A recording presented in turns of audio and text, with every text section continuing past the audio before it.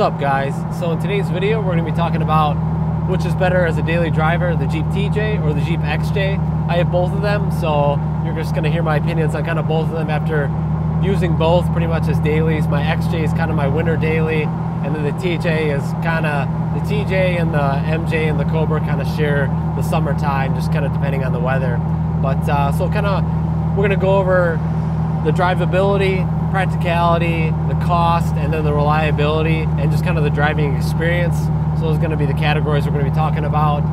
So first we'll start with practicality. So the Cherokee has an extra seat in the middle, so that the Wranglers really only have 4 seats. The Cherokee technically has 5. So you have 1 extra seat on the Cherokee, so definitely a point for the Cherokee for that. Another big factor too is going to be the rear tailgate area. So on the Cherokee, real easy, the whole lift gate opens up. On a TJ with the soft top, it's not as easy. You kind of have to unzip, lift the rear plastic up, and then open your tailgate. So a little bit harder. With the hard top, it's a little bit easier. You open the tailgate, lift the rear glass, a little bit easier. But I think the Cherokee overall, a little bit easier, a little bit wider opening, bigger opening. So definitely getting stuff in the Cherokee a little bit easier.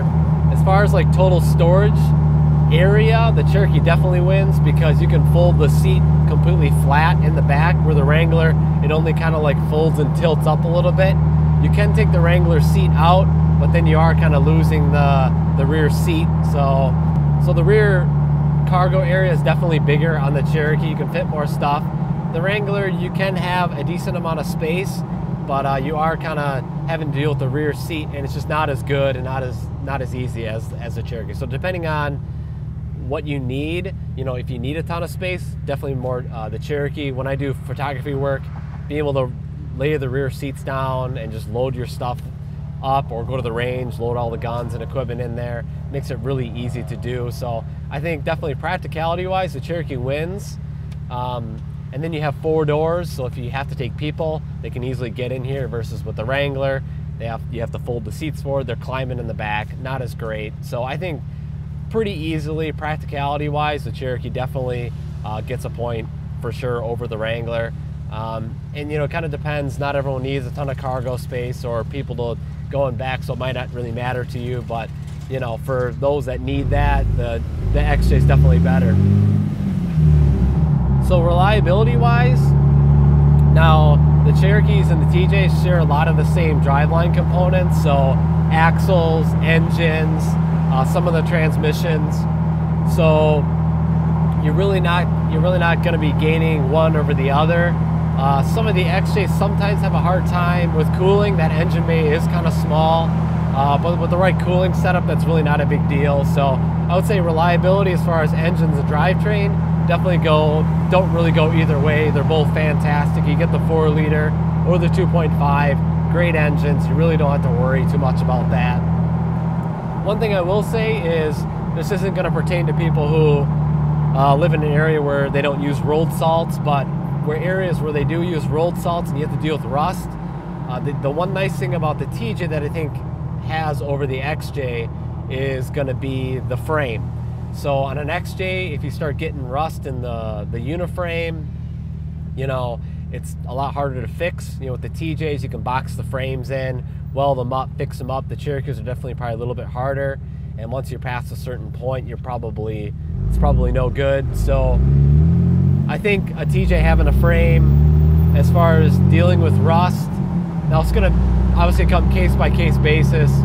If the TJ is super rotted out, you know, either Jeep, if they're rotted out, you're in trouble. But I feel like it's probably easier to save a TJ over an XJ, just without obviously having a frame. So I think that a point definitely goes to the TJ for having a frame. All right, so another category, like driving experience.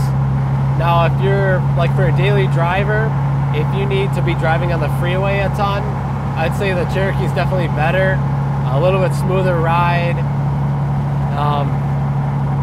Less noise. The soft top's a little bit noisier than a Cherokee would be, with, you know, full metal doors and a metal roof and everything. So if you're going on long distances, I think a point goes to the Cherokee, definitely. If you're driving around town, I don't really think you really notice a difference. Probably a little bit more comfortable in a Cherokee, I would say. My Cherokee was a little bit more tame. It's really hard because my TJ, I modified my TJ so much that it's really not anywhere near the stock anymore. I rode nice stock, but I definitely think stock for stock, my Cherokee is definitely a nicer riding vehicle than my TJ was when it was stock. So as far as like driving experience, I think that goes to the TJ. The TJ's a little bit more fun. You know, you can take the roof off, the doors off, a little bit open air feeling. Feels a little bit more truck-like, which is kind of cool. Yeah, I definitely think, I mean, the Cherokees are fun to drive. My Cherokee's got a stick shift in it, which I really like, and it definitely makes it way more fun. So as far as driving is concerned, I think just the TJ wins hands down. A little bit more fun and more of an experience to drive. But so last area is going to be cost. The TJs are a lot more money than an XJ. So depending on where your budget is, a Cherokee might be, you know, a little bit easier to purchase than a TJ is going to be. So overall, I would say probably the XJ is probably the better daily driver overall. I've daily driven both, and I like both for different reasons. But as far as like overall practicality, if I kind of step back and objectively look at it, the XJ is definitely the more practical and more easily daily drivable vehicle. You're also, another thing, you're gonna get better mileage in a Cherokee than you are a TJ. They're lighter. So that's one thing. If you are obviously daily driver, you're gonna a little bit better gas mileage in the XJ than a TJ. Nothing crazy different, but you know, definitely, you know, the XJs can get some pretty decent mileage, like on the freeway and things like that. So.